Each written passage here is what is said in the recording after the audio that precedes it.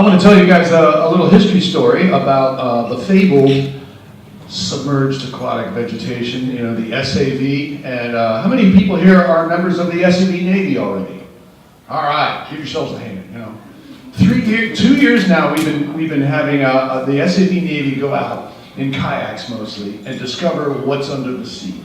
Does anybody remember that TV show? Voyage to See What's on the Bottom of the Sea? It was in the late 60s and 70s. Yeah, I do too. Anybody over a certain age.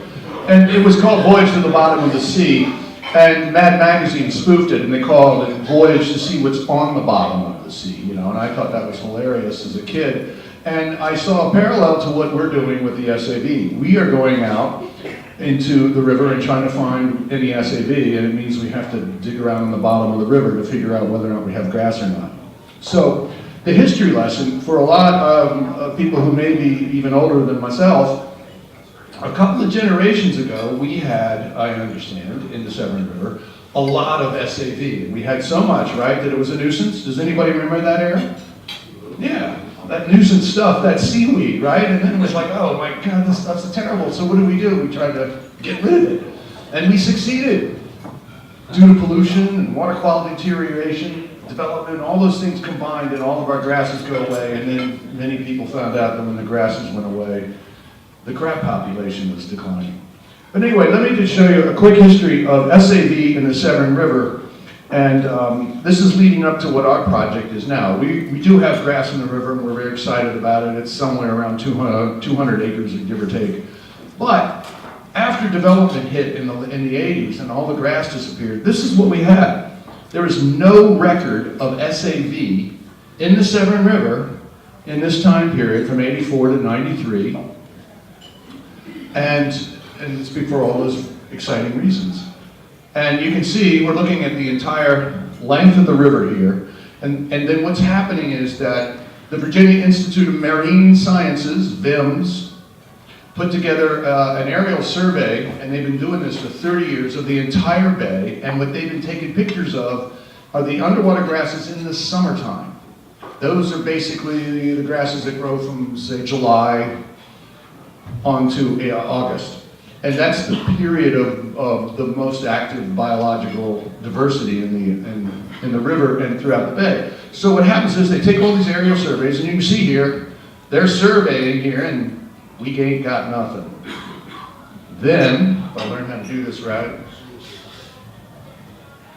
in 1994, SAV starts appearing again in the Severn River, and those are the green spots. Well, grass in the river is a good thing, then, huh? Well, you know, it depends. We think so. The underwater grass, and Brooke's going to tell us about this later. She's going to emphasize the importance of underwater grasses because they provide habitat to small fish and crabs, so they have a place to grow so that we have something catching dinner, you know, late August when crabs are better. Who likes crabs in spring? I mean, they're pretty thin and light, aren't they? So you want them to get nice and fat and juicy. And they can't do it unless they have places to hide. So in 94, the grasses come back, and you can see that big swath of green there outside of Asquith Creek. Too bad John Page Williams in here. I think he was born in Asquith Creek. He loves that place. So it's really a thick spot, and that spot is really a primary spot for us all through the years. So as you'll see, from 1995 to 2005, the grasses continually expand, and they're going all the way up now past Severn Park, along Willinstead, and into that area. What is it called? Yancey's Creek, or is it Yancey's Creek? Yancey's? All right. And then you can see we're getting some on the dark side of the river as well. We have a lot around Round Point. We have a ton of grass suddenly shows up there at Sherwood Forest. And we're getting grasses all along the edges of all those finger peninsulas, all the way down to the Route 50 bridge, all the way past Weems Creek. This is the heyday of our grasses, kids. And then, oops, wrong way. That's our peak, that nice dark blue. I wish I'd done this on every slide, the purple. I'll dedicate it to you Ravens fans. So this is the maximum extent that I've been able to find using this VIMS data to show you what we had. And then after 2006, we start losing it. And you can see here, All the grass that used to be down there at Weems Creek and below has disappeared again, and there was a big retreat. This is only 2013. Then it starts to come back, and 2014 to 2016, it starts coming back. We had 230 acres, and this is where the SAV Navy is born, in this era. And it's thanks to Brooke Landry here that we have an SAV Navy, because the Department of Natural Resources, in partnership with the Chesapeake Bay program, gave us a grant to go out and buy some gear and figure out, all right, let's ground truth these surveys. Let's go into these areas, and that's what you all have been doing, and identify what kind of grasses are growing, and then geolocate all your samples. And I have a bunch of toys up here afterwards we can talk about, and I'll show you things in detail. But this was a great year, 230 acres. And now we're coming up 2017. We lost a little bit, 10% retreat. And this is the last slide that I have. This showed up as, in 2018, this was the latest report. We're about to hear the 2019 report from BEMS, and we'll see whether or not this has has grown or not. One thing that I find encouraging is that we had some reports of SAV down there in Weems Creek, little spots of it. So I'm guessing that this year's report will reveal that the year of 2018 we advanced in our underwater grasses. Oh yeah, I think I'll jump to questions. No, that's too much. I told Brooke I would talk longer than that, and she doesn't have to do all the work. Sorry, hold on. There was a couple of things I wanted to show you guys. Yeah. This is what we want to find. All right, when you're going out in your kayak, and we decided, by the way, that kayaking was the best way to explore the underwater grasses in the Severn River, because we don't have water like this. We have murky water, which means, anybody here ever try to grow tomatoes in a forest? All right, so that's what it's like in the Severn River when we have murky water and we're trying to grow underwater grasses. There's not enough light getting through. So apparently, back in the old days, sir, in the red jacket, when you had enough grass that you thought it was a nuisance, there was a lot clearer water then. And you had grasses maybe as deep as 6 feet, but we don't have anything like that now. The excitement is that when you saw this advance in the return of the grasses in '94, it meant that the waters along the edges, mostly around Round Bay, are getting clearer, and there's enough light getting through to encourage the grass to return. So this is what we want, and one day we'll get there when we have 10 billion oysters cleaning the river for us. That's another talk. But I think this is the exciting, this is what we're after, right? Isn't this true? The more SAV we have, that we'll have more crabs. They'll have some places to hide. This is the kind of thing we want. And wouldn't you love to be sitting down 3 feet above that guy and be able to take that picture? Jack, are you able to do that? Can't do that now. So, this is what we're up to this year. Now, for the SAV Navy types, for your returners, we're going to be doing the summer grasses like we did last year. Same routine. We're going to break up the river into 9 sectors, and those are those places that you kind of see there, and you can see the sector maps up front here. You can take a peek and find out. The idea is for you to get out in your kayak and explore grasses that are close to you, where you can actually access the water. So if you look at Severn Park, you're going to be doing the Severn Park grasses. I'm not going to be assigning you to do raised pond or something, and you'd be kayaking all day just to get there. So, but we need a lot of people to keep doing this. And this year, we're going to double our effort because we want to go out now into these same places and see whether or not we have the spring grasses. And the reason we have to do this from scratch is that there is no VIMS data on spring grasses. Remember, they only do the summer grasses. So our assignment is to go out to these same locations, find grass, fill out a data sheet, which is going to basically be a GPS reading of where you found the grass. You identify the grass, and you write down some comments and observations about what the environment is there. And those are the 9 sectors. You can figure that out pretty easily. They look like that when you come up close. Basic gear. That's our 13-foot whaler. That's the SIA's whaler over here. It's decked out to do all kinds of exciting SAV work. Now, I'm able to use that boat because I just pull the motor up. Most of the work that I do in that boat is in 2.5 feet or less of water. So that's why we're kayak-based. It doesn't make any sense to have a big boat coming into the shores. All this gear is up here, so I'll explain it. But I gotta tell you all, this is one of my favorite tools, exploring waters where it's too murky to see the bottom. And when you all get together, we'll chat about this up front. It's called the throw rake. And then, this is the thing that was exciting, and this is one of the reasons why we need a throw rake or some other device that you can drop to the bottom of the river that you can't see the bottom at.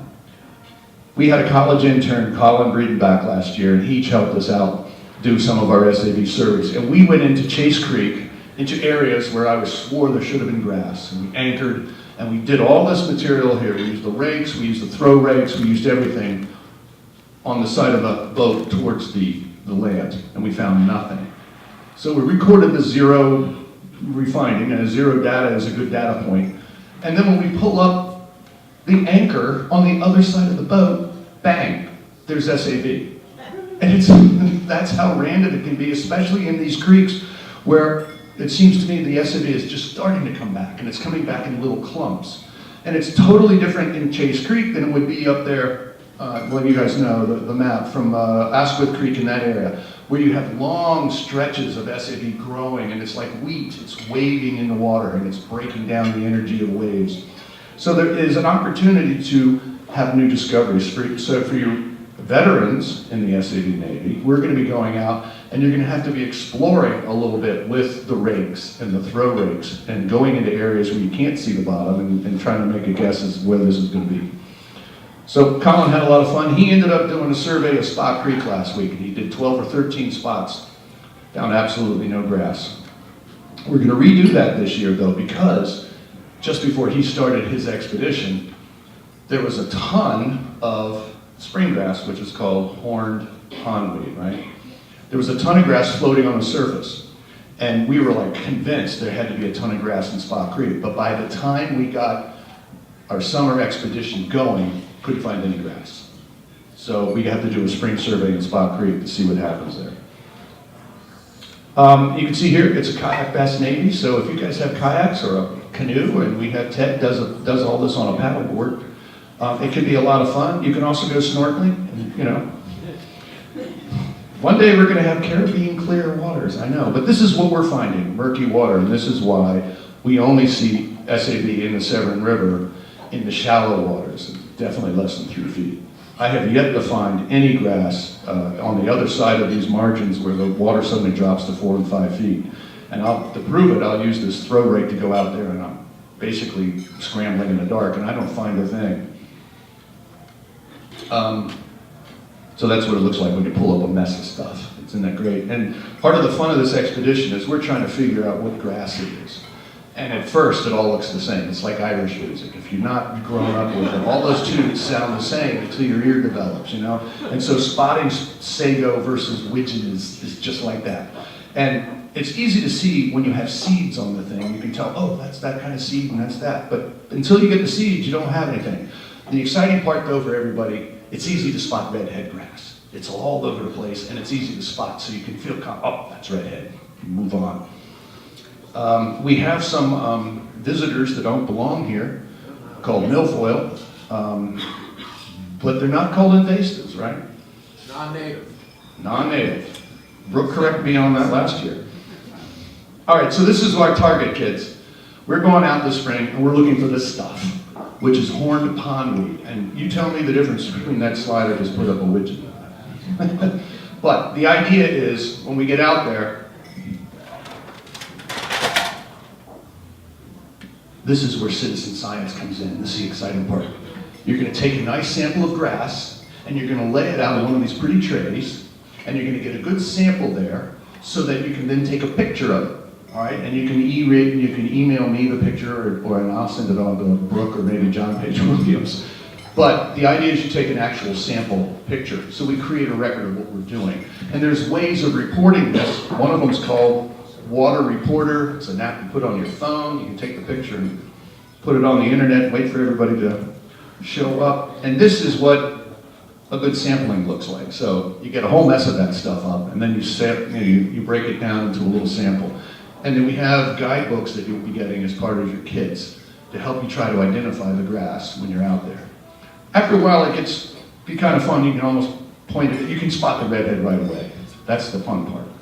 Everything else is a mystery. We did a whole lot of work in one day, thanks to the Crosby Marketing Company last year. And we got 20 marketing people from Crosby. They borrowed kayaks, and we've got them all to work. John Page Williams and 2 more of his buddies came out, and they dragged these poor guys all over the river. We got in the water at Severn Park, and we pulled them all the way down to Ringgold Cove, towed them down there, and let them loose to go out. We got like 6 weeks of work in a day. It was great. And see how much fun they're having? See? What a beautiful sample that is, don't you think? And that's them at work, and it's fun for everybody. So, these young kids went out with their mom, and they discovered SAV in Weems Creek last year. So that's why I'm kind of hopeful that this year's VEMS report is going to show that we have more than, that our grasses are expanding again. And with that, I mentioned Water Reporter. It's basically Facebook for water geeks. Instagram. Sorry? Instagram. I don't even use that thing yet. You're too young.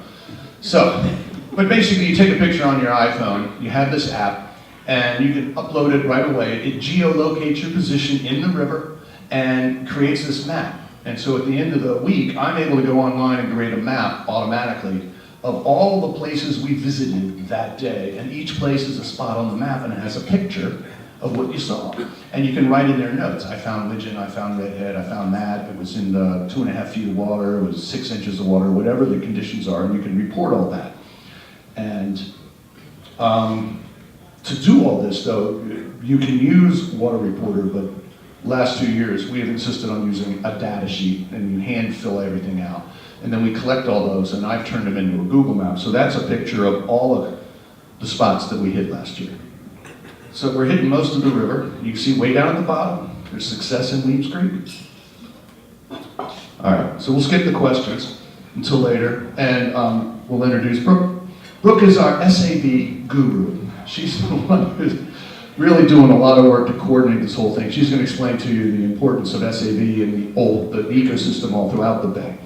And want to welcome her. Give her a hand. Do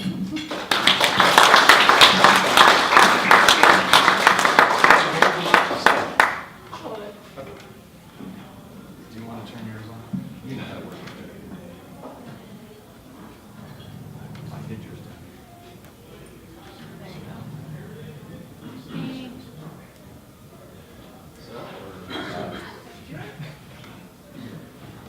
I feel like this is going to be really redundant now. So I'm Brooke Landry. I work at Maryland Department of Natural Resources. I'm an SAV Biologist, and I also run the Chesapeake Bay program's SAV Workgroup, which, like Tom said, is how I managed to get some funding for the Severn River Association to start this program a couple years ago. So, yay, Chesapeake Bay program. Yeah. Thank you. So I'm really glad there's a microphone because I cannot project. So is this if I squeak or if I'm... You're doing great, Brooke. Good, thanks. Okay, so I'm just going to give you all a basic, SAV 101. What is SAV? Tom covered a lot of it, so it might be a little repetitive. I apologize for that, but just the basics. So submerged aquatic vegetation.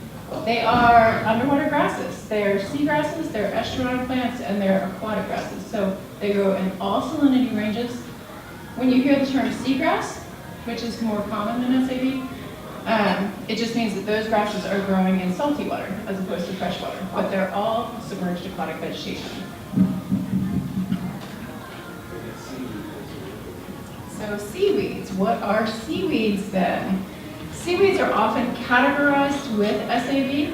From a regulatory standpoint, our seaweeds in the bay are protected just like SAVs are, but they're not mapped like SAV in our case. We still include them in our citizen monitoring program because we do want to know where the seaweeds are.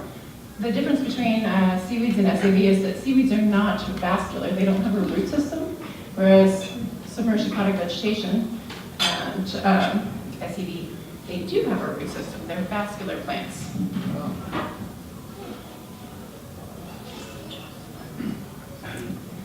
So in terms of the evolution of SAV, SAV are the only group of angiosperms, that means they're flowering plants, that return to the sea after evolving on land. So they're not really grasses, they're more closely related to like lilies and plants like that. So they evolved on land, migrated back into the sea. Seaweeds never left the oceans in the first place, so they just stayed there. So that's why seagrasses are much more like land plants.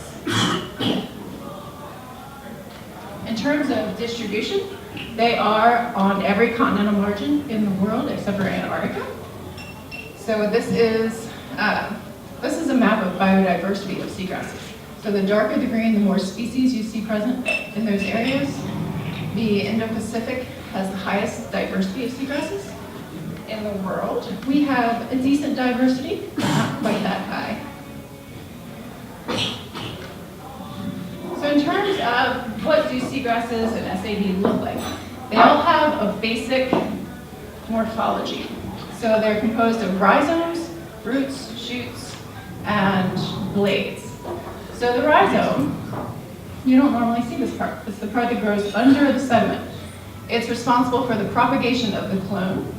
So one plant that's right here, there's a rhizome, and another plant growing right here, those are clones. They're genetically identical.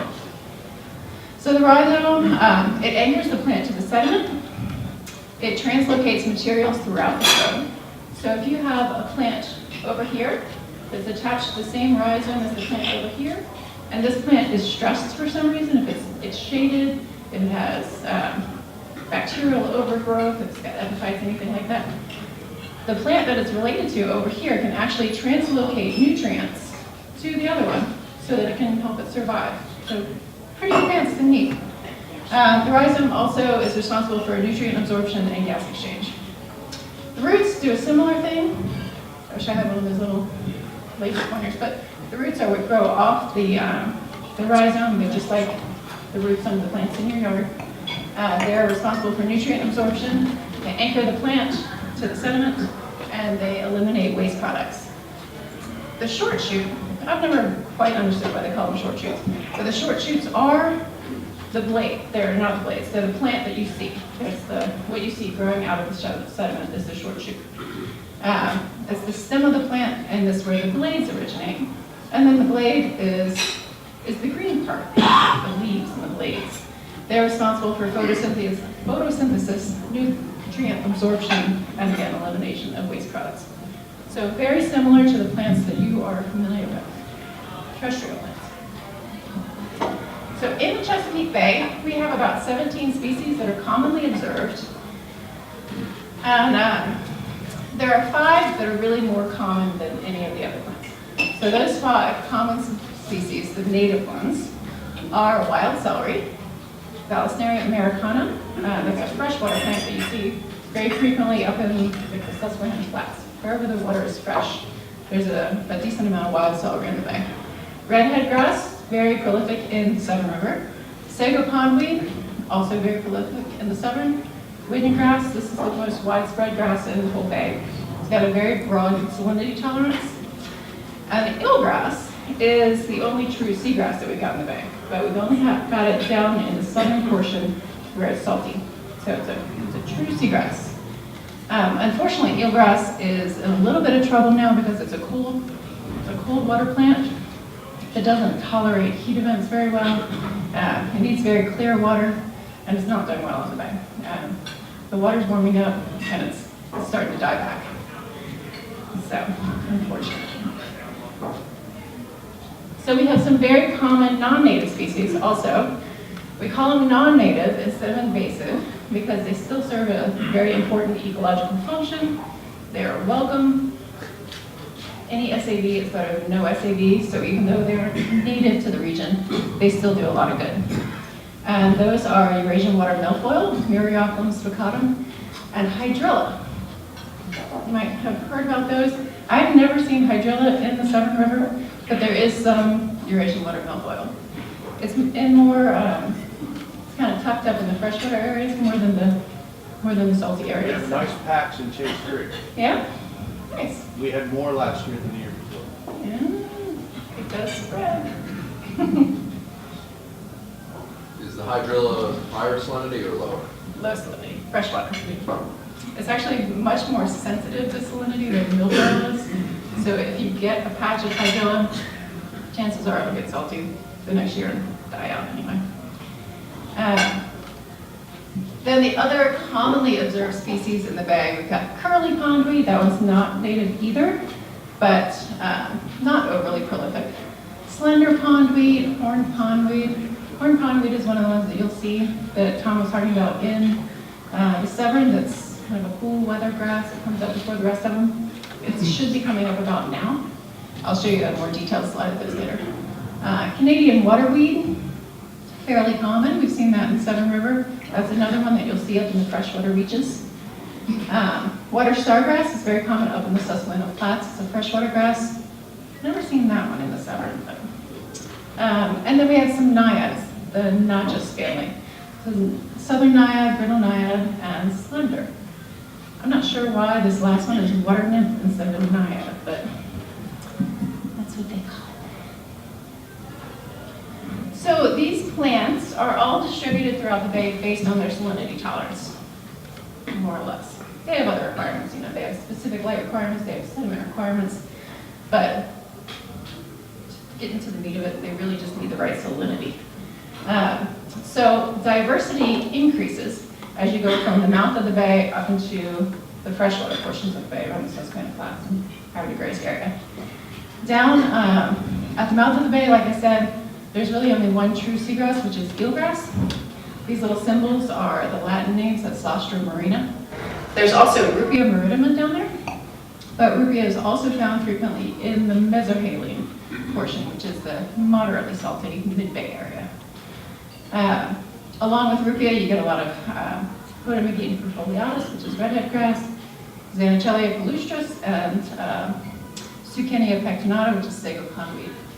Then as you go up into the freshwater, diversity increases, goes crazy. Up on the Susquehanna Flats, you commonly see up to like 12, 15 species of grasses, which is really impressive. I won't go through all of those. But in the Severn, what you're going to see the most of is widgeon grass. So if you guys join this SAV Navy, and if you want to flip a coin, the chances are the grass you're going to see is widgeon grass. So I won't read this whole description to you, but it's, Tom can't identify it. But we're gonna feed it into his head this year, the difference between widgeon grass and sago pondweed. Bring it on. They have very distinct seeds. So widgeon grass, admittedly, it does look very much like sago pondweed, but the seed structure is much different. And pretty much as soon as you see sago, it will have reproductive structures somewhere if you just keep looking. So if you, this is a little fuzzy on here, but if you look at this top picture, you can see the, at the base of this plant over on the right, it's got a little seed pocket that looks kind of like a corn kernel or a corn cob. It's got stacked seeds all in a row.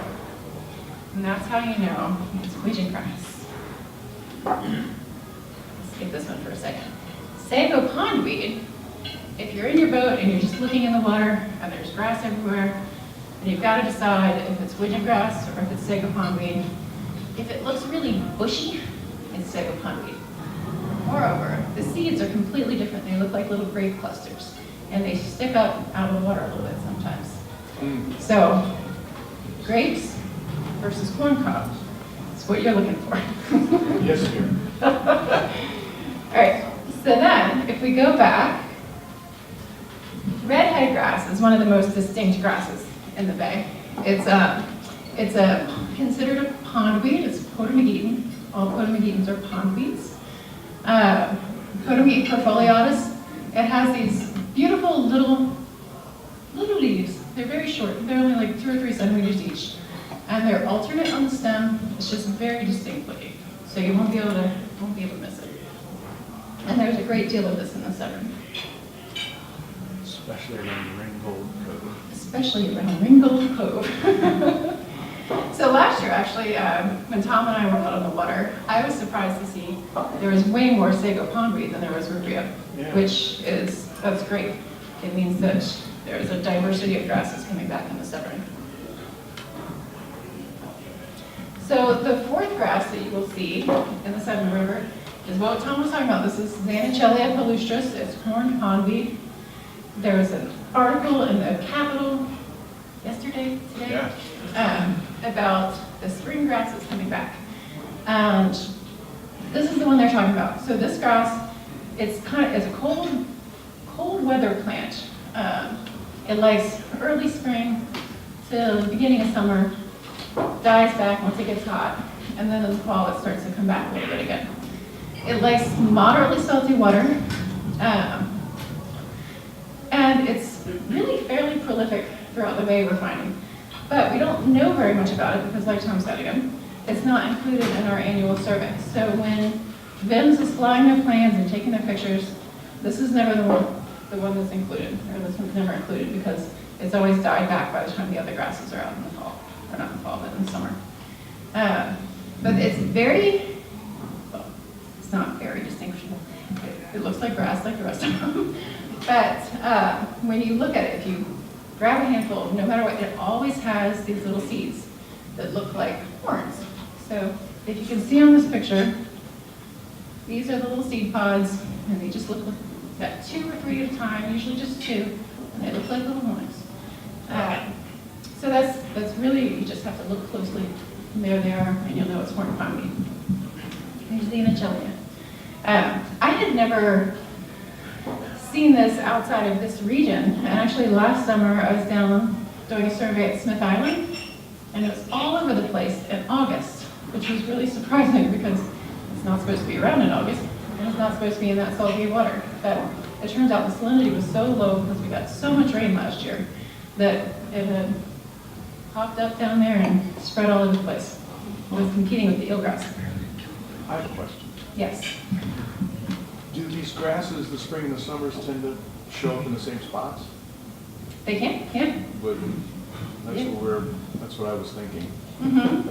So with horned pondweed, what we think, it's fairly rugged, robust little plant. It's not huge, but it can get pretty tall, can fill the water column.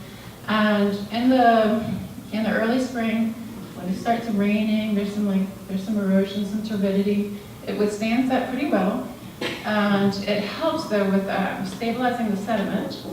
And it provides early season refuge for young fish, young of the year fish. And it's, like I said, it stabilizes the sediment for the other plants to start coming in. It's good at catching seeds from other plants.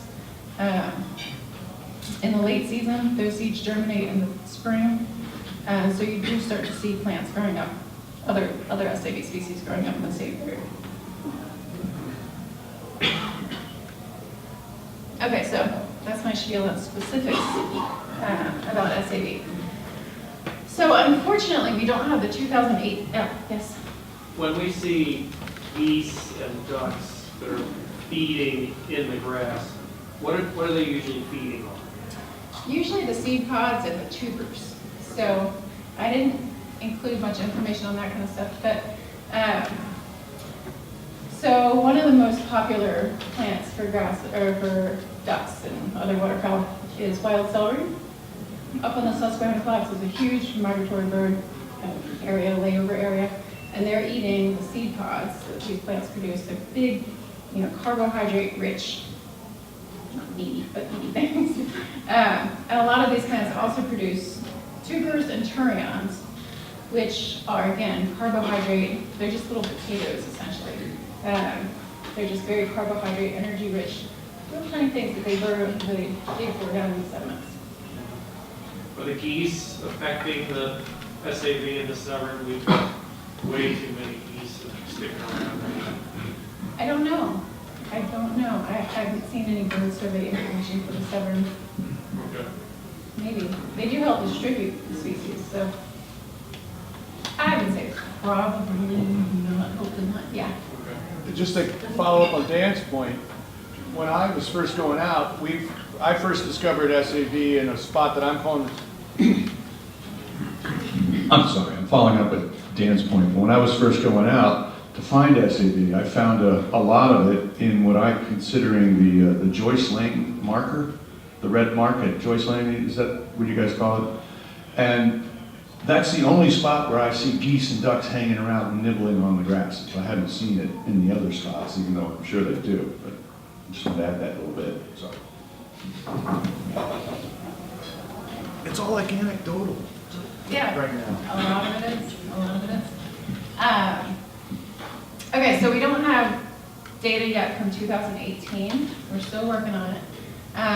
But in 2017, we had a record-breaking year, and we mapped close to 105,000 acres of grass throughout the bay. I did not get the numbers for the Severn River, but it was a good year for Severn too.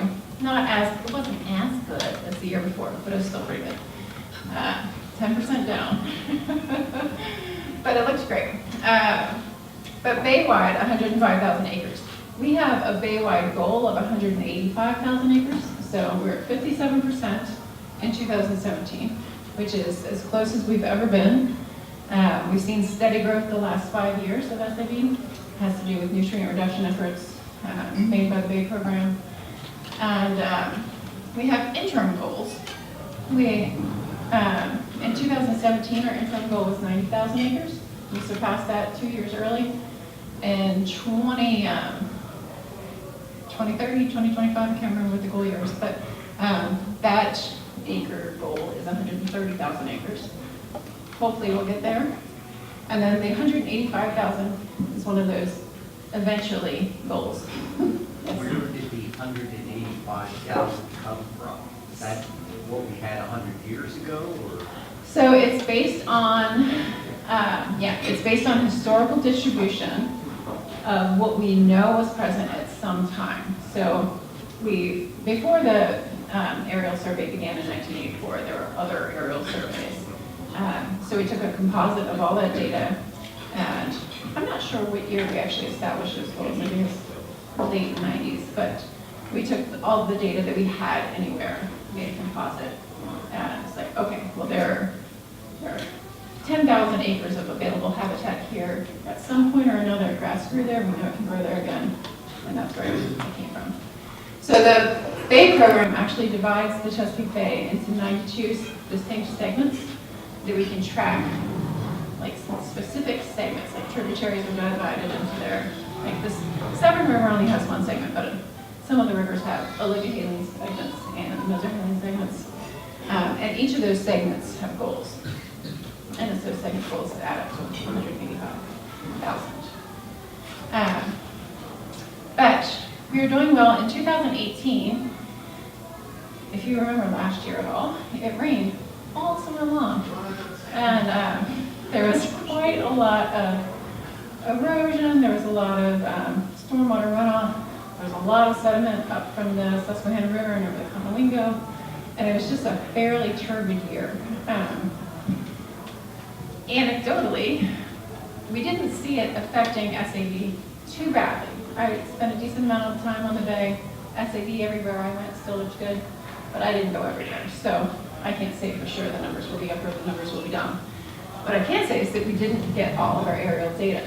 So we weren't able to map the Susquehanna Flats, we weren't able to map the Potomac, Honga, a couple of the Northeast rivers. So in order to supplement that data, we've been exploring using satellite imagery. It's much better than it used to be, higher resolution. And so because of that transition to new data,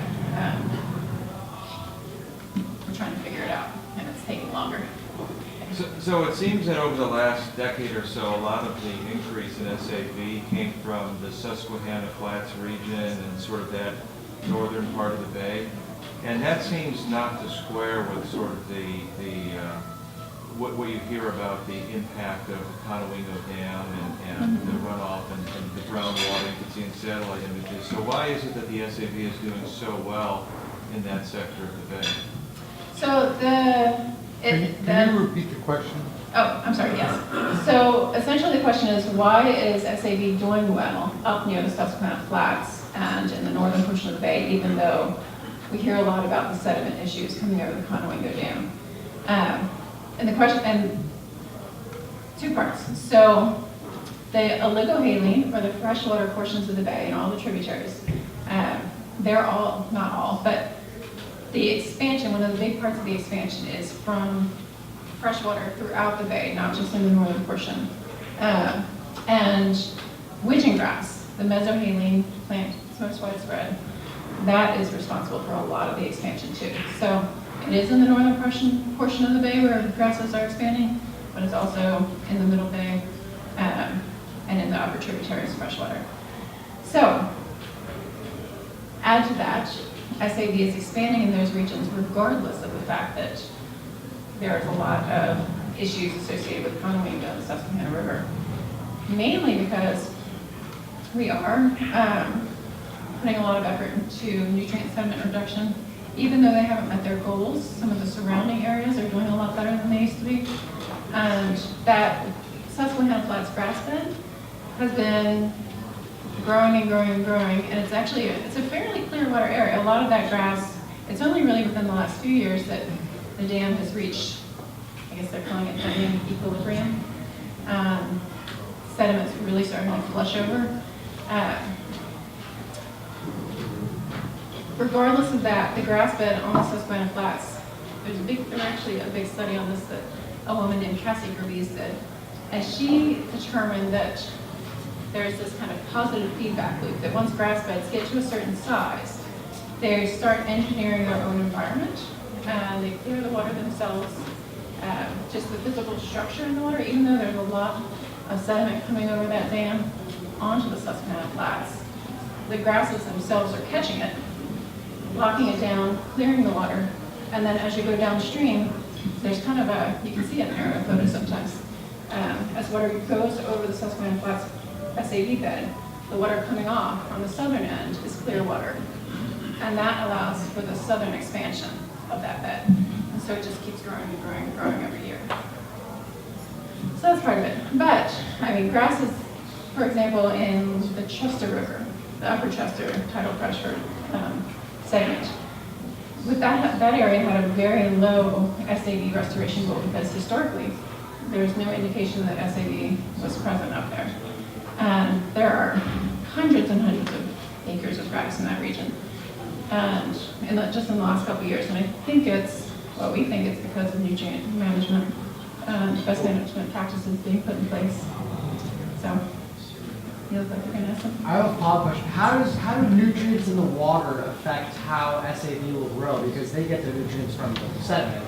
Mm-hmm. So what is there a correlation between, and you mentioned TMDLs, which is like nutrient reduction target. Yeah. So sorry, I didn't get into that kind of detail in the presentation, but when you talk about how nutrient reduction is helping the submerged aquatic vegetation grow, it's because when you get a lot of nutrients in the water column, it promotes algae growth, like so you get phytoplankton blooms, these little single cellular plants that bloom. So when you hear about red tides and brown tides and algae blooms in general, it's from that nutrient pollution that's causing these little phytoplanktons to just kind of go crazy. And they shade the water column, so the SAV growing on the bottom can't get enough light. They also promote the growth of epiphytes, which are essentially filamentous algae. They are filamentous algae. They grow directly on SAV blades. So when you have a nutrient problem, you also get increased epiphytic load. So if you see, actually I put some pictures in here. When you see grasses that look really fuzzy, they've got epiphytes growing on them. And just like a shaded water column, that reduces the amount of grass that the amount of light the grasses can get, and in turn they photosynthesize less and grow less. So that's essentially the correlation there. And same with sediment. there's a TMDL for sediment loading. You get a lot of dirt in the water, it gets muddy, and the grass is not gonna like. So, So, on that map, excuse me, but where's Severn River? Severn is, it's in the red section. So that's SAV. So that's what I was afraid of. So what is causing that part of the bay and our river to sort of stand out as Yeah. being in very bad shape? Why is it so different? And what's causing us to be shrinking when everyone else is either staying the same or at worst slightly decreasing? So yeah, so the red means that there is a 20% decrease in cover between 2016 and 2017. So this is only a 1-year decrease. But nutrients, it's mainly nutrients, erosion, development. There's only one water quality station in the bay, or in the Severn River. Where is that? Where is it? 50 Bridge. 50 Bridge? I'm not sure. Yeah, we were 50 Bridge. So it's not up in the river. So we have trouble correlating grass growth to water quality. We just have the one station at the mouth of the river. But I would guess stormwater runoff, erosion from shoreline development. I would tell you, no, we're down river from the 50 Bridge. But as soon as the summer starts up, the boat traffic just stirs up the sediment. You can just see the color of the water just changes the river. Yeah. There's no light against that. I'm sure there's lots of other reasons too, as you just mentioned.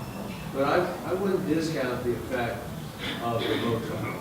Yeah, that's reasonable. It's a very busy river. And when you get that wake, you get the rolling wake against the shoreline, you get a lot of bounce back. And that definitely, anything that's eroding the shoreline away. you know. Pardon me, sure. And I would tell you, when they took the whole railroad bridge down, it really accelerated. Yeah. Yeah, well, How was because that? the railroad bridge used to be like a giant stream that caught all the northwest wind, blowing down. And number two, it was like a funnel, all the boats had to slow down before they went through there. Since it came out, it's been a lot more water energy on the shoreline, on the western side. That's interesting. There's sort of correlation. I mean, most of the Severn River decline can be attributed directly to the I-97 construction. The Route 50 bridge monitoring, which we had through about 2013, which time the state stopped analyzing the data. We haven't seen it since then. It's 2015? Yeah, 2012, I think was the last year we had that.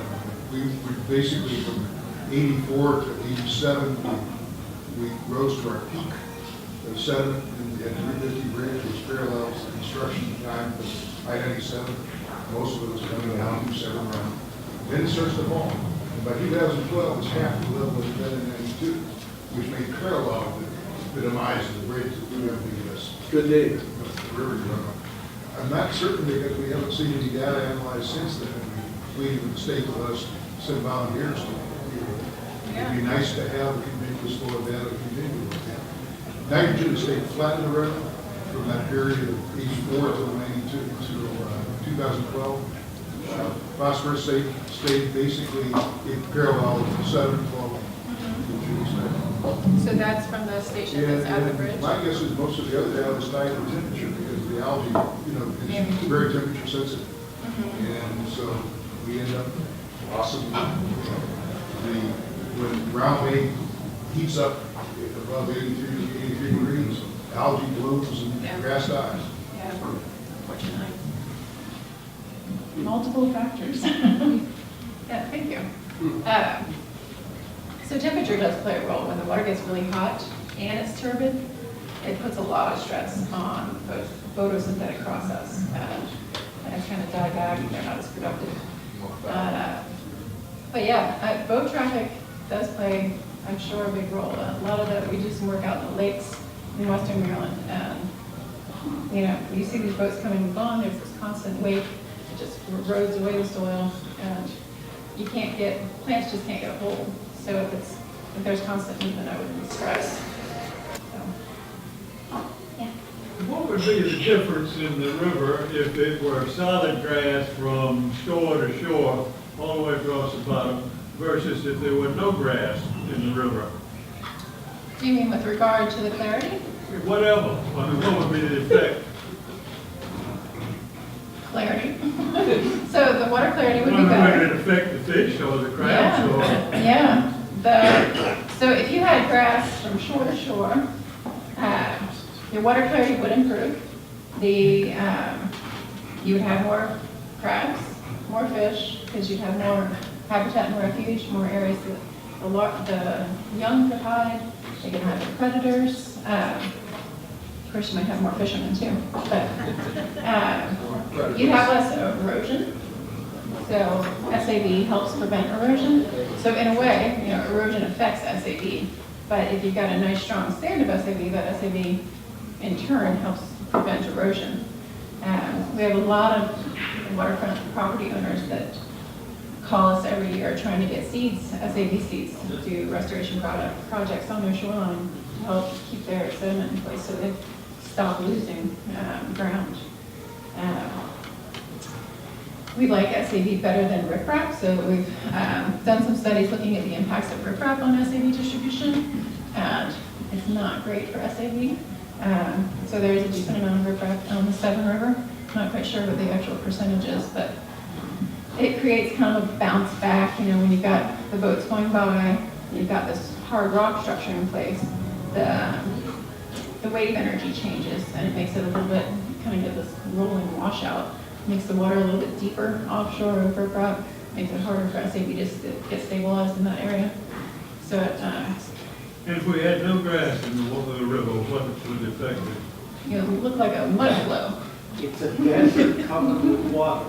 There's nothing for anything to eat, there's no fish for anything to live. Yeah. I actually have a real world example of that from the northern neck of Virginia. I don't know if any of you are familiar with, I think it's called Lake Liberty. It's off the Potomac River. Sure, where it's near George Washington's birthplace. And the only reason I know about it is my father-in-law has a house on it. And maybe 15 years ago or so, they had a few more houses built with septic tanks and so forth. And the water, which was fairly clear, became cloudy.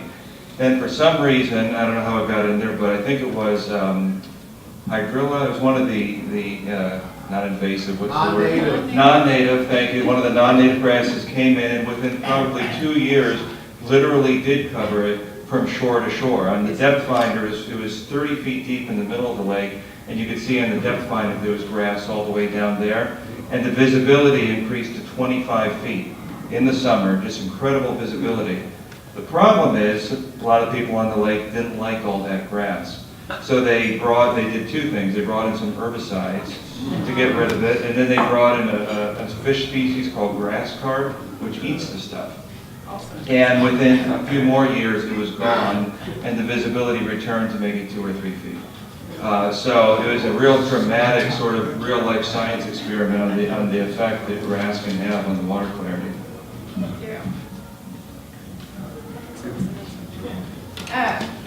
So exactly what you said. SAV does have a very dramatic effect on water clarity. I've got a picture in here. So you probably can't see this as well, but I spent a decent amount of time up on the Susquehanna Flats, and I always go back to that as an example. It's a huge grass bed.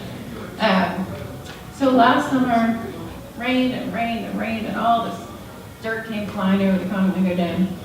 And the whole northern bay was just kind of a muddy mess. But when you go over the grass bed on the Susquehanna Flats, the water is just, I won't say crystal clear, but it's pretty clear, and you really can't see it in this picture. But the top picture over here, I'm talking in and out of this. The top picture is in the channel outside of the grass bed, and then this picture is from within the grass bed. And you can see just how much the SAV is clearing the water. So it has a big impact. And hydrilla, in fact, as non-native as it has done a lot of good in the bay. cause a lot of people a lot of stress and concern. But it does that. It'll come into an area that's got fairly low light requirements. It grows incredibly fast, and it behaves a little bit like a seaweed, actually. It has more capacity for absorbing nutrients straight into its leaf blades, and so it spreads fast. And, but it clears the water quality, or it clears the water really quickly. And when you get that physical structure of hydrilla there, it's holding sediment in place, but it's also, as you've got little, pockets of vegetation upstream, it catches the seeds as they flow downstream in the fall.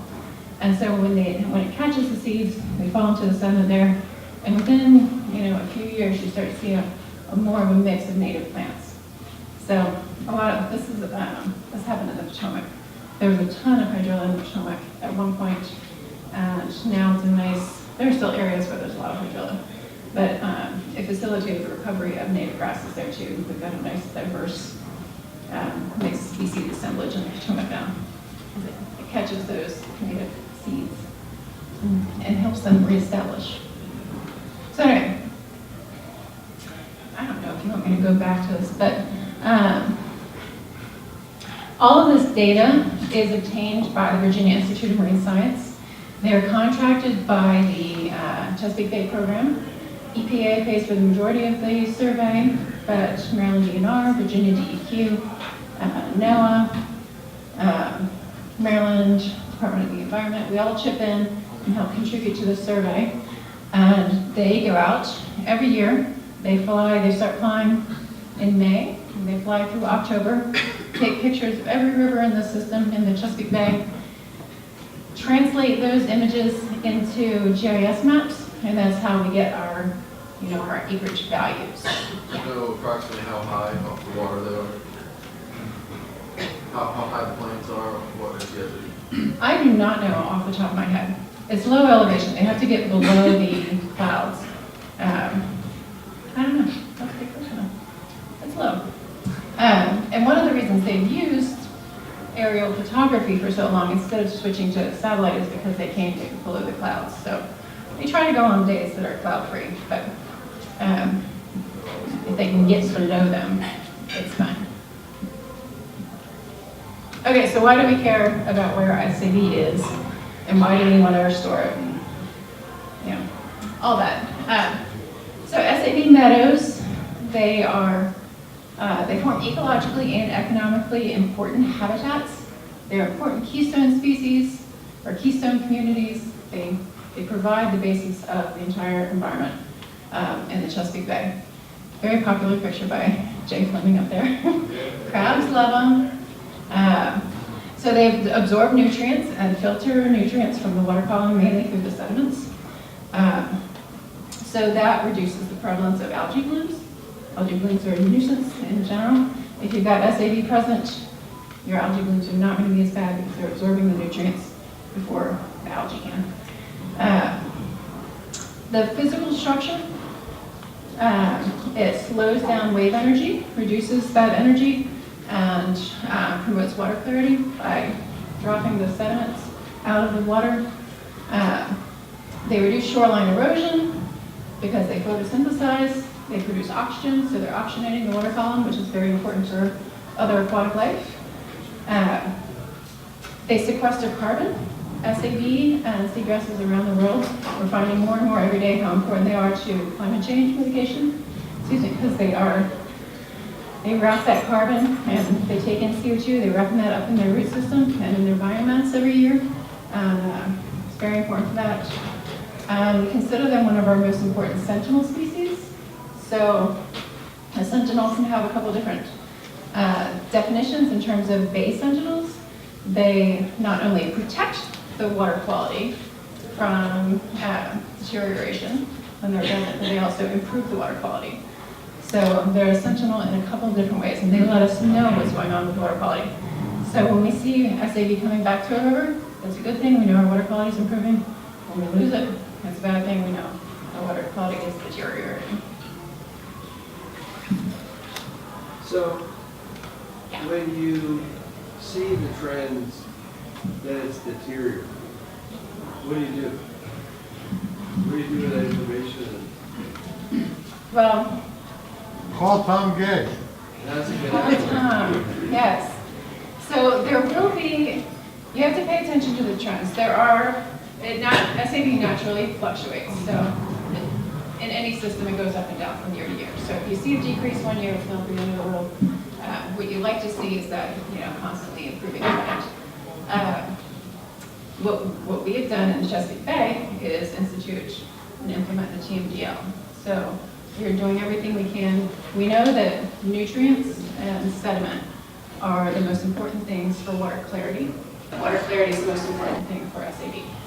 So we have put BMPs in place, best management practices in place to reduce the amount of nitrogen, phosphorus, and sediment that are going into the water. So that's the TMDL, total maximum daily load of nutrients. So it's a regulatory thing, it's a human behavior thing.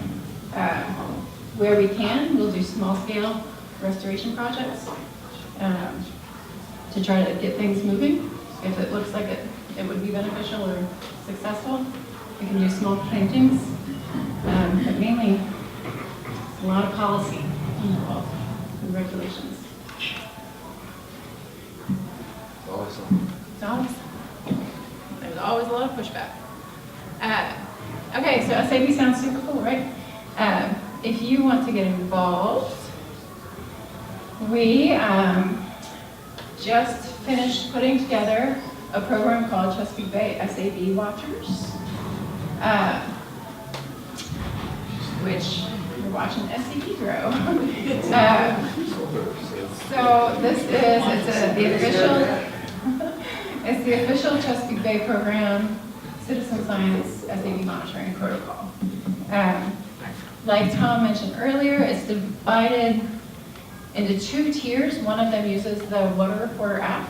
So that's kind of a informal monitoring method where if you're out on the water and you see some SAV, you say, hey, I want to report that to a scientist.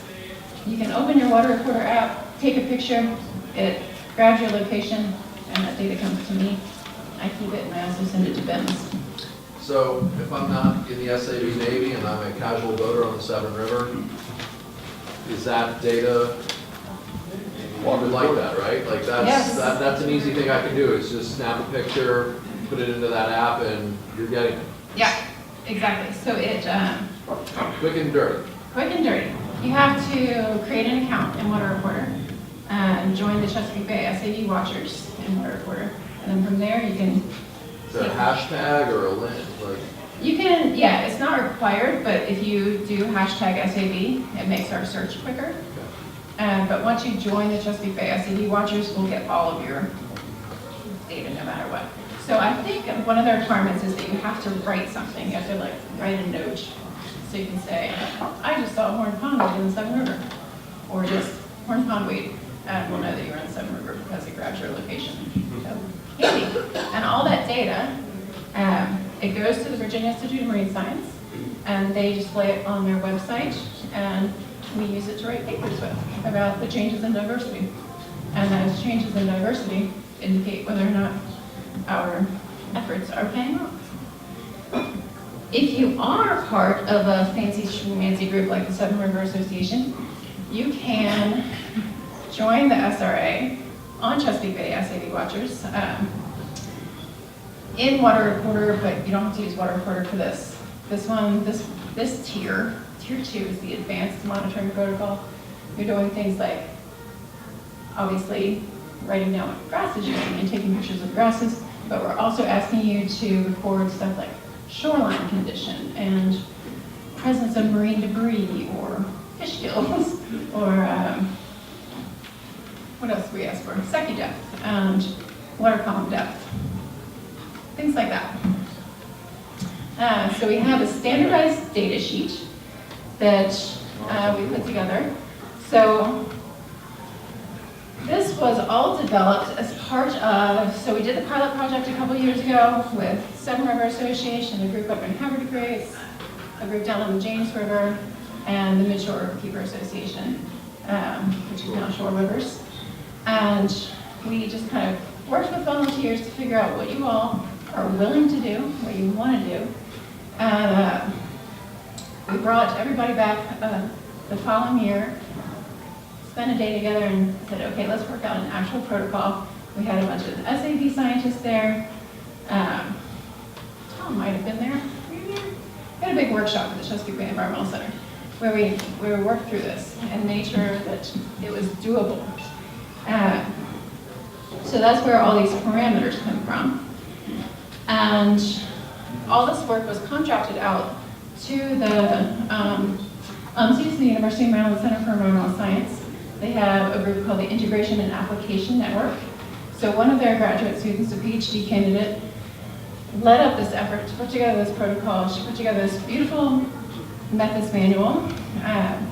There's a pocket guide of the SAV species. There's this data sheet. And they made 1 million videos that are now on YouTube to show you exactly how to measure each parameter.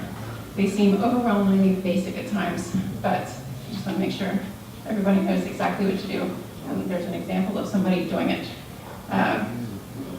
Simple things like, is that marine debris? Yes, that is marine debris. I'm going to write it on my checklist right here. So there are several other videos. I'm in one of them, talking about this kind of stuff. So I think there's like 20 in all. It covers everything. There's a background of SAV, all that kind of stuff. So you can check out all of those.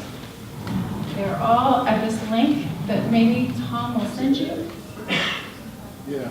And I feel like I've been officially talking way too long. No, you want to take breaks? I think these people want me to take breaks. That's pretty much it. Check out these data sheets. Are there any questions before I sit down? So are you going to use the new data sheet this year? Hopefully. Yeah, I'll talk, I'm sorry. Let's give Brooke a hand, because that's a lot of material to cover. Yeah.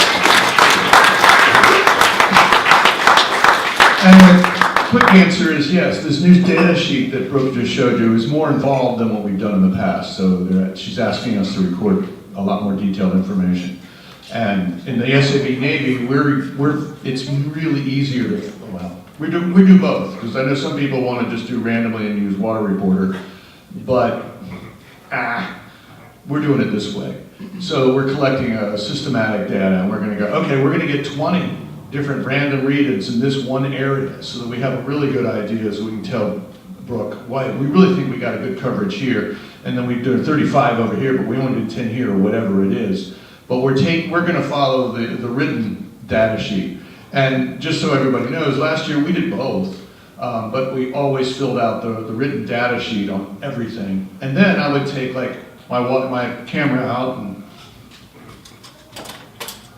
we give you these little dry packs to put your iPhone in, so you know and they go a couple inches underwater and take underwater pictures without killing your phone.